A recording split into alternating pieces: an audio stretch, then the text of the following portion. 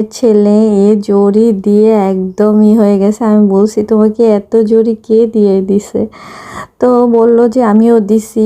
তো আমার গালেও রং মাইখা দিছে, আমি জড়ি দিতে মানা করছি। তো বাসায় চলে আসলাম এখন ফ্রেশ ট্রেশ হয়ে। আবার এটা হলো গিয়ে পরের দিন, এইখানে হলো গিয়ে নতুন বউ আসছে, আমার চাচি শাশুড়ি, বড় চাচি শাশুড়ি নাচতেছে। তারপরে এখানে আর এক ভাবি আছে, বড় ভাবি, তো সেও নাচতেছে শাশুড়ি শাশুড়ি গানে।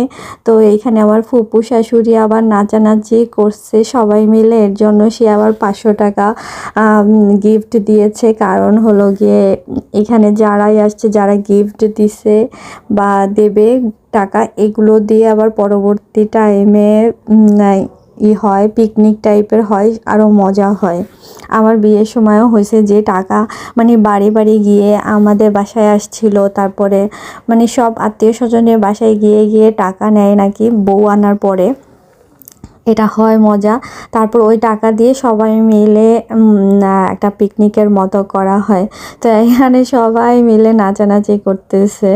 তো আমি তো ভিডিও করতেছি, নাচতে পারতেছি না। তো নেক্সট পার্টে আরও অনেক কিছু আছে বিয়ের। তো এই পর্যন্ত, আল্লাহ হাফেজ।